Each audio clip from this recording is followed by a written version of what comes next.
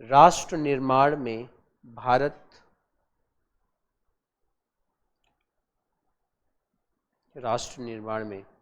भारत की नौकरशाही की भूमिका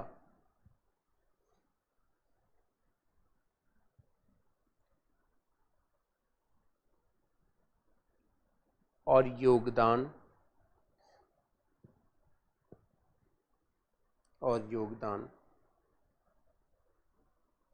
का आलोचनात्मक परीक्षण करें।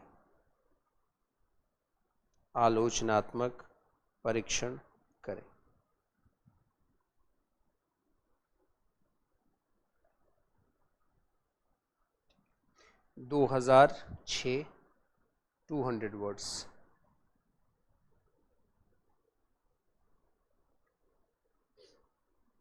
एक और क्वेश्चन, भारत में उच्च सिविल सेवाओं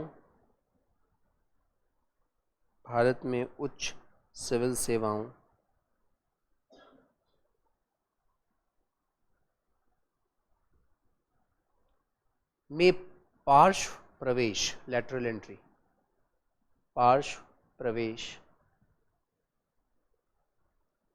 के पक्ष और विपक्ष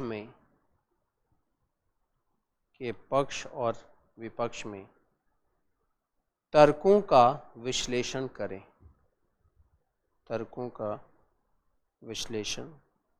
करें।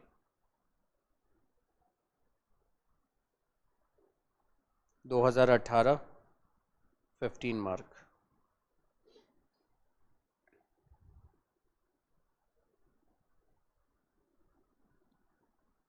और एक और क्वेश्चन, संघ लोक सेवा आयोग पर टिप्पणी करें।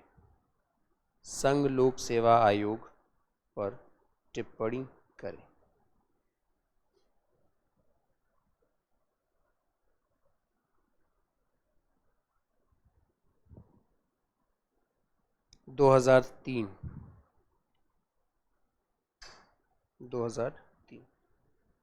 ठीक है। तो क्वेश्चन ऐसे ही आते हैं।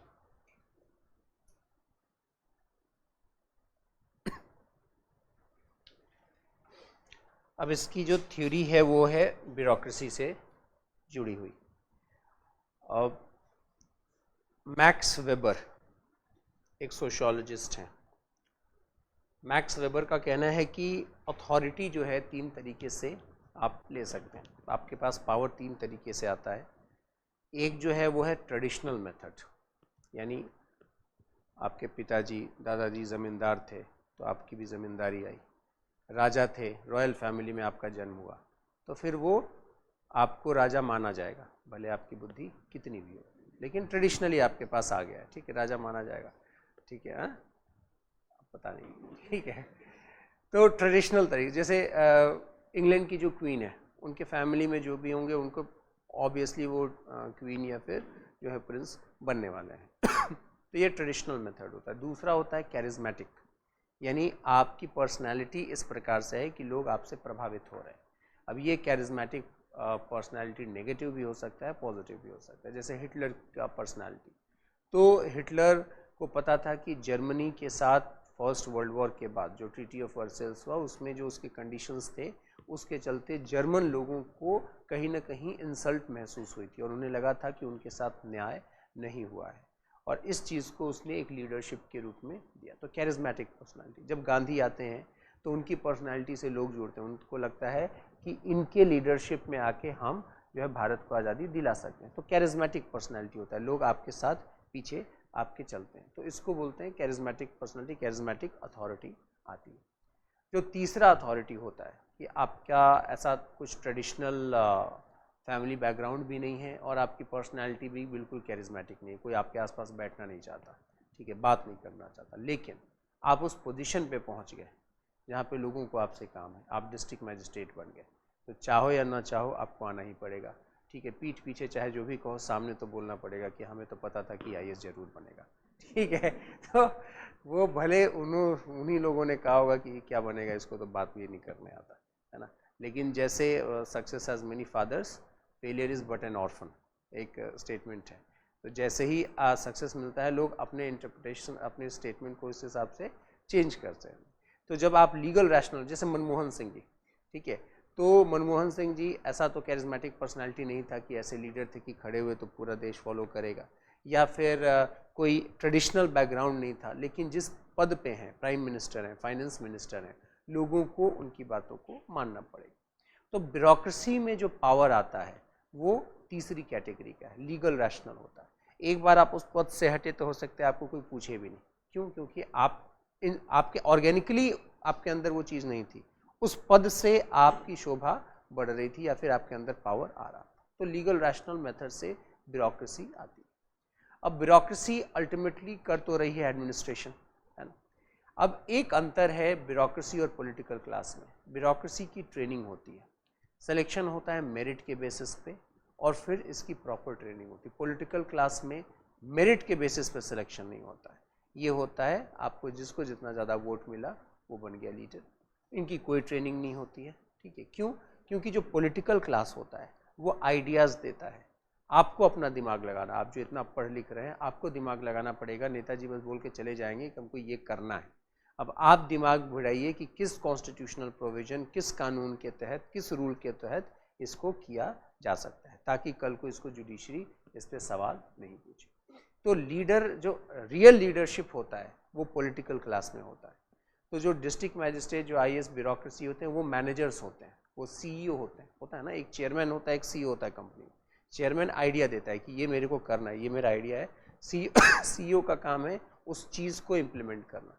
जैसे अंबानी ग्रुप के चेयरमैन हैं मुकेश अंबानी, वो बताएंगे कि हमको इस दिशा में बढ़ना है। जैसे जियो स्टार्ट करना था उनको, तो जियो कंपनी स्टार्ट करना था, उन्होंने एक आइडिया दिया कि मेरा अल्टीमेट ऑब्जेक्टिव ये है कि 5 साल के बाद जो 50%, 60% जो बेस है रिटेल, वो शिफ्ट हो जाए जियो पे, हम ये सर्विसेज प्रोवाइड करेंगे। अब उनके अलग अलग वर्टिकल्स के जो सीईओज हैं, ठीक है, अब उन्होंने दिमाग लगाना शुरू किया कि इस चीज़ को कैसे इफेक्ट में लाया जाए। तो ब्यूरोक्रेसी लीडरशिप नहीं देती है, ब्यूरोक्रेसी जस्ट इम्प्लीमेंट करती है।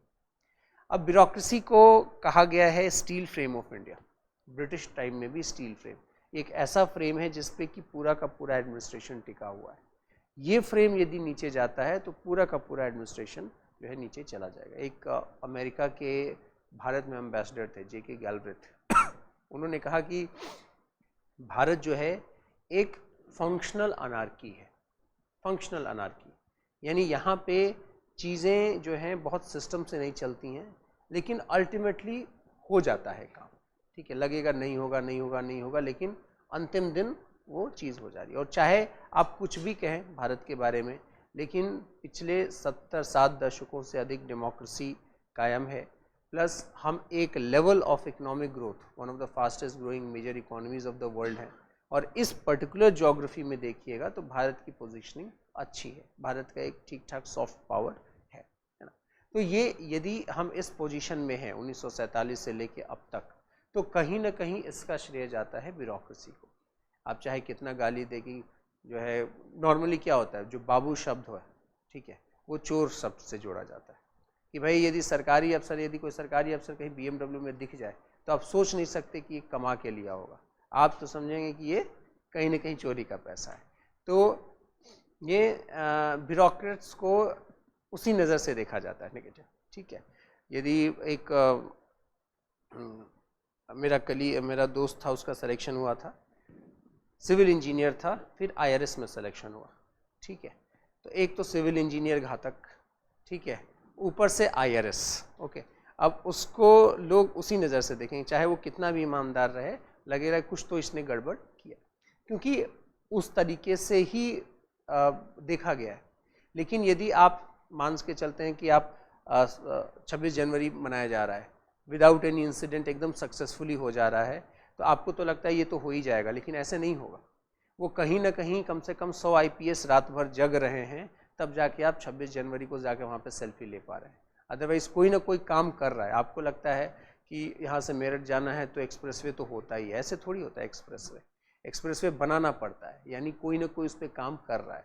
यानी ज़रूर 100 में से मान के चलो कि ज़रूर 10-20 लोग होंगे करप्ट होंगे, लेकिन अभी भी मेजॉरिटी ऐसी है जो कि देश के डेवलपमेंट के लिए काम कर रहे हैं। और ये वो लोग हैं जिसको कि प्राइवेट सेक्टर जो उनको अभी मिल रहा है उससे कम से कम 50 गुना पे खरीदने के लिए तैयार है।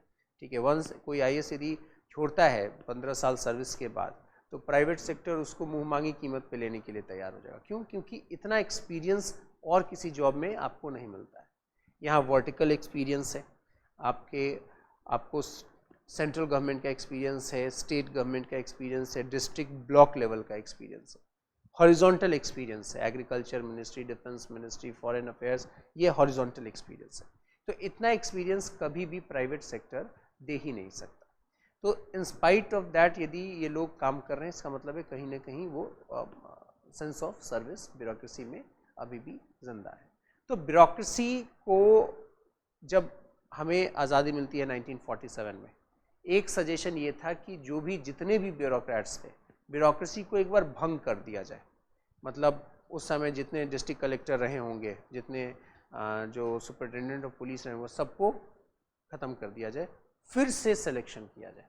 लेकिन ये करने का हमारे पास कंफर्ट नहीं था, क्योंकि देश उस स्थिति में नहीं था कि हम फिर से रीस्टार्ट कर सकें। तो फिर वो वॉइड क्रिएट हो जाता, क्योंकि पॉलिटिकल लीडरशिप में तो ऑलरेडी हम उनको ट्रांसफ़र कर रहे थे जिनको गवर्नेंस का कोई भी अनुभव नहीं था। तो यदि बात करेंगे इवन नेहरू या फिर बड़े लीडर्स, उनको किस चीज़ का अनुभव था? प्रोटेस्ट करने का। ठीक है, यहाँ पे गवर्नेंस में आना है। तो ब्यूरोक्रेसी वो स्टील फ्रेम थी, और ब्यूरोक्रेसी के चलते ही एक बहुत ही स्मूथ ट्रांजिशन हो पाया। इनफैक्ट आप देखिएगा कॉन्स्टिट्यूएंट असेंबली की डिबेट्स, तो उसमें नेहरू जो थे वो ब्यूरोक्रेसी के अगेंस्ट थे।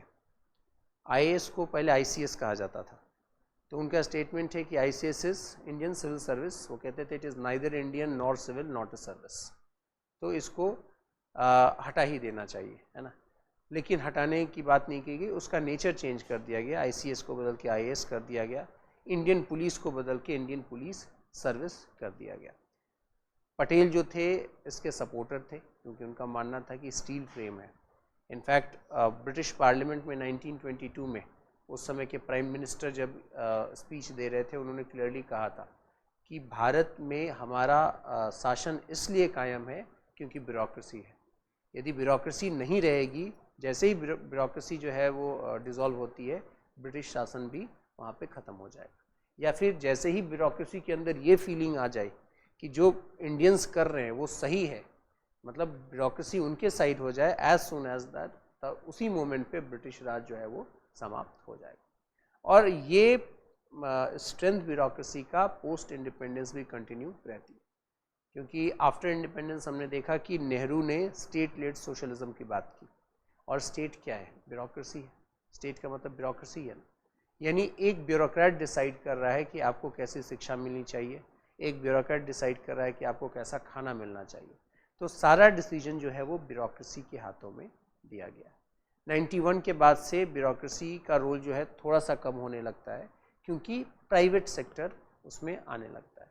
तो जो एक को गवर्नेंस का मॉडल है वो हम देखते हैं 90s के बाद से, और बहुत सारे सक्सेसफुल एक्सपेरिमेंट्स भी देखते हैं। सबसे बड़ा सक्सेसफुल एक्सपेरिमेंट जो कि 90s से पहले ही हुआ, वो था ग्रीन रेवोल्यूशन का। तो ग्रीन रेवोल्यूशन क्या था? ग्रीन रेवोल्यूशन एक तरह की लैटरल एंट्री का ही एग्जाम्पल था ना, जिसमें सपोर्ट किसने दिया? ब्यूरोक्रेसी ने। एक्सपर्टीज़ कहाँ से आया? डॉक्टर स्वामीनाथन की टीम ने एक्सपर्टीज़ दिया। तो एक्सपर्टीज़ आ रहा है प्राइवेट प्लेयर्स से, और सपोर्ट कौन कर रहा है? ब्यूरोक्रेसी सपोर्ट कर रही है। जब राजीव गांधी के कार्यकाल के दौरान भारत में इंफॉर्मेशन कम्युनिकेशन टेक्नोलॉजी में रेवोल्यूशन आता है, तो सपोर्ट ब्यूरोक्रेसी ने दिया, और जो प्राइवेट एक्सपर्टीज़ था, सैम पित्रोदा के अंतर्गत जो था प्राइवेट कंपनीज, प्राइवेट एक्सपर्टीज़ आता है। तो ऐसे बहुत सा एग्जाम्पल है। रिसेंट में एग्जाम्पल आप आधार प्रोजेक्ट ले लीजिए। आधार में क्या सरकार ने सपोर्ट किया, नंदन नीलेकानी ने उसमें लीडरशिप प्रोवाइड की। तो बहुत सारे ऐसे एग्जाम्पल्स हैं जहाँ पे प्राइवेट सेक्टर और ब्यूरोक्रेसी साथ मिलके काम करती है, और एग्जाम्पल्स वहाँ पे अच्छे उदाहरण देखने को मिलते हैं। और यही फ्यूचर है, क्योंकि फ्यूचर में ब्यूरोक्रेसी अब उतना ज़्यादा मजबूत नहीं हो सकती जितना कि मान के चलो 50 और 60 के दशक में होती थी। दो कारण हैं। एक तो लिबरल मॉडल हम की तरफ बढ़ रहे हैं। तो लिबरल मॉडल का मतलब होता है कि सरकार जो है, स्टेट ओवर डेवलप्ड स्टेट नहीं रह जाएगी, स्टेट मिनिमल स्टेट रहेगी। तो आप देखेंगे, न्यूज़ में पढ़ते होंगे कि कुछ कुछ राज्यों में चल रहा है कि बड़े बड़े बंगले हटा के अब डीएमएसपी को फ्लैट में शिफ्ट किया जाए।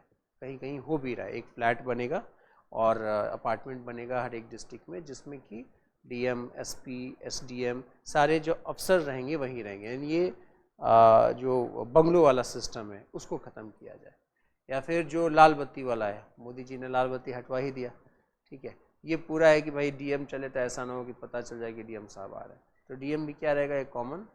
उसमें भी कुछ ऐसे एग्जाम्पल आ जाते हैं कि डीएम साहब अपने ऑफिस में केबिन में खुद ही झाड़ू लगा रहे हैं, तो बाकियों के लिए वो एग्जाम्पल बनता है, न्यूज़ वाले फ्लैश कर देते हैं उस चीज़ को। अभी परसों दिन कोई सरकारी अधिकारी रिटायर हुए, उन्होंने केवल एक छुट्टी ली है पूरे अपने कार्यकाल के दौरान, ठीक है, वो केवल एक छुट्टी ली है। तो अब ये क्यों हो रहा है? क्योंकि लिबरल मॉडल की तरफ हम बढ़ रहे हैं, और लिबरल मॉडल में मिनिमल स्टेट होता है, स्टेट बहुत ज़्यादा प्रभावी नहीं होता है। तो वो चीज़, वो जो ऑरा है उसको कम करने की ज़रूरत पड़ रही है। प्लस प्राइवेट सेक्टर आ रहा है, अवेयरनेस आ रहा है, तब वो अकाउंटेबिलिटी नहीं है कि कोई भी अफसर आपके साथ कुछ भी करके निकल जाएगा, तुरंत फोटो बना के वीडियो लोग वायरल हो जा रहे हैं। किसी किसी कारण में तो अननेसेसरली परेशान हो जा रहे हैं ऑनेस्ट ऑफिसर्स। एक छत्तीसगढ़ के आईएएस ऑफिसर थे, वो हॉस्पिटल विजिट पे थे शायद छत्तीसगढ़ मध्य प्रदेश, उन्होंने क्या किया कि हॉस्पिटल बेड पे अपना एक पैर रख लिया, ठीक है, और किसी ने फ़ोटो खींच के वायरल कर दिया। लोग नीचे लिखने लगे कि ये देखो ये बाबू साहब हैं बड़े, ये जो है ऐसे ट्रीट किया जाता है। अब वो ऑफिसर अपने ऑफिस को कंप्लीट करने के बाद अतिरिक्त समय जब वो घर जा सकता था आराम से, वो हॉस्पिटल विजिट्स पे जाता था, ठीक है। और हालचाल आदमी लेता है तो भाई कंफर्ट का दिन भर का हो सकता है फील्ड विजिट है, अब वो चीज़ जो है पूरा वायरल हो गया कि ये देखो ये ऐसे ट्रीट किया जा रहा है। तो दोनों साइड है, पॉजिटिव साइड भी है, नेगेटिव। जब पता चला तो फिर लगे लोग उल्टा कमेंट करने, नहीं ये तो महान अफसर है, महान अफसर है, तो तुरंत दोनों तरह की बातें होने लगती। तो एज अ होल ब्यूरोक्रेसी अब उतनी मजबूत नहीं रही, अब फैसिलिटेटर के रोल में जा रही है। That is the need of the hour as well, वो ज़रूरी भी है, क्योंकि ब्यूरोक्रेसी अब एग्जाम्पल मैंने शायद दिया होगा पहले, सूरत का एग्जाम्पल। 96 में सूरत में प्लेग आया था, ठीक है। प्लेग मेनली आता है गंदगी के कारण, लेकिन उसके बाद राजू रामचंद्रन करके एक सीनियर आईएएस ऑफिसर गए और उन्होंने सूरत म्यूनिसिपल कॉरपोरेशन के तहत इतना अच्छा काम किया कि आपको स्वच्छ भारत में अब सेकेंड नंबर पे शायद सूरत है, जो second cleanest city in India है। तो ऐसे ही थोड़ी आउट ऑफ द ब्लू अचानक से सूरत बदल गया, क्योंकि उसमें किसी ब्यूरोक्रेट ने काम किया। तो अब जहाँ भी मेजर चेंज, आप स्वच्छ भारत मिशन देख रहे हैं, एक रिटायर्ड ब्यूरोक्रेट है, उन्होंने इस पे काम किया। तो जहाँ भी चीज़ें होती, इनक्रेडिबल इंडिया अमिताभ कांत का प्रोजेक्ट है, ठीक, उन्होंने स्टार्ट किया। तो चेंजेस ऐसे नहीं होते। आप डीएमआरसी देख लीजिए, डीएमआरसी दिल्ली मेट्रो है, पूरे इंडिया की सबसे successful metro, in fact world level पे कह सकते हैं कि डीएमआरसी एक सक्सेसफुल मेट्रो है। तो उस मेट्रो मैन जो इंजीनियर श्रीधर, वो भी जो है ब्यूरोक्रेट है। तो कहीं ना कहीं ब्यूरोक्रेसी के ही एफर्ट से ये चीज़ें आ रही हैं। बट अब लैटरल एंट्री को प्रमोट किया जा रहा है। क्यों? एक तो लिबरल मॉडल वही, प्लस जब भी बीजेपी गवर्नमेंट पावर में रहती है तो हमने देखा है पहले भी कि लिबरलाइजेशन की तरफ जाते हैं, और उस केस में क्या होता है कि लैटरल एंट्री को लेके आइए। जब आप लैटरल एंट्री को लेके आते हैं तो आप एक्सपर्टीज़ लेके आते हैं, ठीक है। और लैटरल एंट्री कोई नई बात नहीं है, हमने एग्जांपल्स बहुत सारे देखे। आरबीआई में हमेशा से लैटरल एंट्री होते रहा है। आप देखिए रघुराम राजन क्या थे, लैटरल एंट्री ही थे। तो आइडिया ये होता है कि लैटरल एंट्री के माध्यम से आप ऐसे लोगों को लेके आएँ जो कि एक्सपर्टीज़ हैं अपने फील्ड के, ठीक है। लेकिन उसके भी पॉजिटिव नेगेटिव्स दोनों होंगे। लैटरल एंट्री आएगा, जॉइंट सेक्रेटरी लेवल पे आप लोगों को एंट्री करा रहे हैं, तो फिर किसी के लिए इंसेंटिव नहीं रह जाएगा ना, कोई क्यों दिन रात करके पढ़े। और पता लगा कि जब जॉइंट सेक्रेटरी बनने का समय आया तो कोई माइक्रोसॉफ्ट से आके वहाँ पे जॉइंट सेक्रेटरी बना हुआ है। और कोई हमेशा ज़रूरी नहीं है कि बाहर से आया हुआ इंसान हमेशा सक्सेसफुल होता है, बहुत सा, क्योंकि जो प्राइवेट सेक्टर वो डिफरेंट तरीके से काम करता है, गवर्नमेंट सेक्टर डिफरेंट तरीके से काम करता है। प्राइवेट सेक्टर में हो सकता है जो आपका सीईओ है उसको भी डेवलपमेंट चाहिए, फास्ट डेवलपमेंट चाहिए। यहाँ पे आप जिसको रिपोर्ट कर रहे हैं उसको पॉलिटिक्स भी करनी है और डेवलपमेंट तो ठीक है होता रहेगा। तो आपको अब आपको डिलीवर करना है इस चीज़ को, प्रोजेक्ट को। तो देयर आर मेनी एग्जाम्पल जहाँ पे प्राइवेट सेक्टर के लोग आके यहाँ पे पब्लिक सेक्टर में फेल भी हुए हैं। और प्लस बायसनेस वाली बात आ जाती है, ठीक है। अब इसमें जब ब्यूरोक्रेसी की बात कर रहे हैं तो एक ऑर्गेनाइजेशन जो इसको मजबूत बनाए हुए है वो है यूपीएससी, तो यूपीएससी जनरली हम बस ये मान के चलते हैं एक ऐसी बॉडी है जो कि सिविल सर्विसेज एग्ज़ाम कराती है। यूपीएससी दोनों तरह के एग्ज़ाम करवाती है, ब्यूरोक्रेसी की भी करवाती है और डिफेंस की भी करवाती है। ब्यूरोक्रेसी में आपको जो सिविल सर्विसेज का भी कराता है एग्ज़ाम और plus engineering services, economic services, मतलब जो नॉन डिफेंस सर्विसेज है सबका एग्ज़ाम यूपीएससी कराती है। अब ऐसा ही नहीं है कि बस यूपीएससी का आपका एग्ज़ाम किसी ने क्वालिफाई कर लिया, सिलेक्शन हो गया तो यूपीएससी से पीछा छूटने वाला, ऐसा नहीं है। जब भी डेप्यूटेशन होना होता है, ठीक है, तब यूपीएससी के पास फाइल आती है। जब भी प्रमोशन होना होता है तब यूपीएससी के पास फाइल आती है।